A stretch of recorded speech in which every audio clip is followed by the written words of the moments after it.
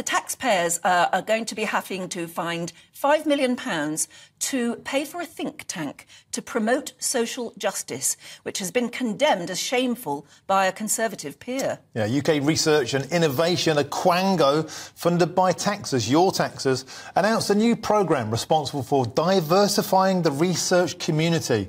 Lord Moylan has criticised the government for wasting public money to promote a left-wing woke project. Well, let's speak now to Mark Lehain, who's the former special advisor to Nadhim Zahawi. A very good morning to you.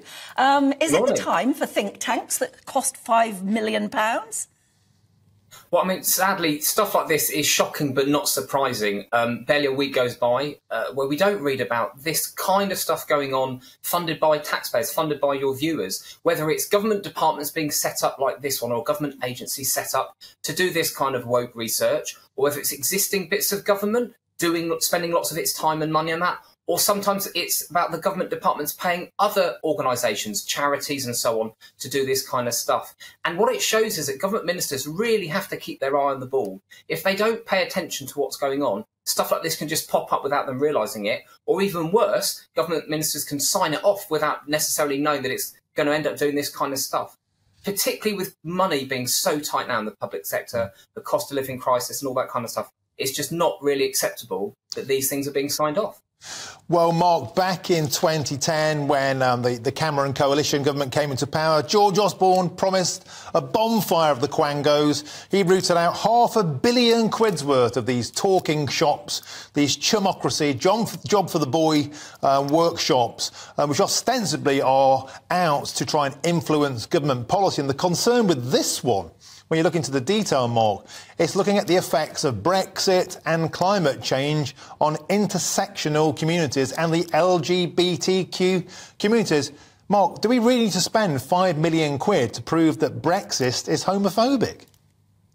I think you know the answer to that. We don't need to be spending this kind of money on these kind of projects. There's plenty of other non-governmental people that would want to spend their time and money doing that. But like I said, sadly, these kind of things do keep on springing up. When I worked as a special advisor in a government department, we were endlessly surprised at the kind of money and use of staff time on staff networks around equality, diversity and inclusion for all sorts of things. And it's just not acceptable. The question is, how do you stop good government people getting sucked into spending their time on bad stuff? But more importantly, how do you stop government money being spent on blatantly political and contentious projects like the one you've just described? It takes really good politicians to stay on top of it. Now, in 2010, George Osborne said he was going to do a bonfire of the Quangos. Good moves were made to shut down Quangos and other non-governmental bodies that were doing that kind of stuff. But sadly, it creeps back in unless you really stay on top of stuff.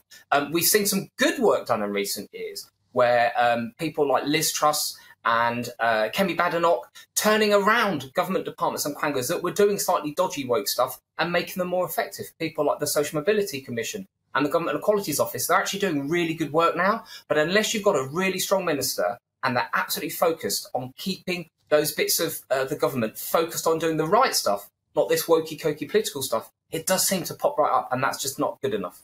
It's a very easy way to tick a box, isn't it, if you're in government or in any government department. If you've been asked to look at something or you are aware that something is an issue, is to say, right, we'll put a sort of get a bunch of people onto this.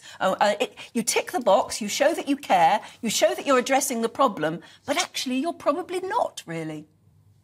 You've hit the nail on the head there. It's much easier if you're a government minister to say yes than to say no. And often these bad things happen because people are trying to do good things. They want to show that they're kind, or they've seen something going on in the media or the press, and people are saying something must be done. And so they do stuff like this to show that they're doing something. But they have to remember that their responsibility is to the taxpayer and to public money and not people's personal passions. And often they decide to do stuff like this purely off the back of an outrage on social media or the press. And most people, if you ask them, would be saying, we're not fussed about that. Please, can you focus on the basics like keeping schools open, making the NHS run properly, help me see a GP in time, and that kind of stuff. So again, good government ministers can change the dial on this, but it takes endless focus and attention to detail.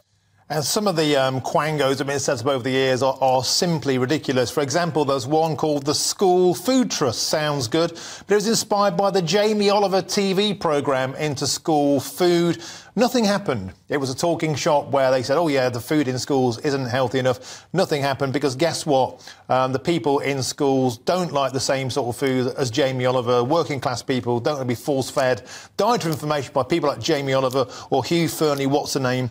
Another one, the Gangmasters Licensing Authority, that was set up after the Morecambe Bay cockle pickers disaster. That didn't do anything. It was just a talking shop. Mark, you must have heard of a few city quangos in your time. Any that take the biscuit?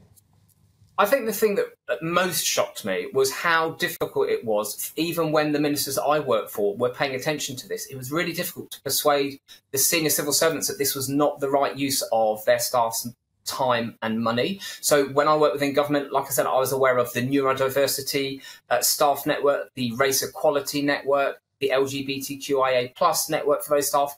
Each of them had their own cash budget to spend every year to organise stuff. But most importantly, and this is why often it doesn't show up in budgets, they were allowed staff time. So lots of the staff involved with them were allowed to spend a lot of their working week working on that stuff. And that all cost money because they're employed. They were employed to get on in the department I worked in. They were employed originally to get on and improve schools and education, but actually they're working on stuff like equality, diversity and inclusion. It's just not necessary. We can do better. Certain ministers have shown that they can stop this stuff going on and get people focusing on what really matters, but you just got to keep on at it again and again and again. But listen, it's going to take us, the public, you, the media and voters, to make it really clear to politicians. We don't want our civil servants working on this stuff. We want them working on the really important bread and butter issues that matter right now.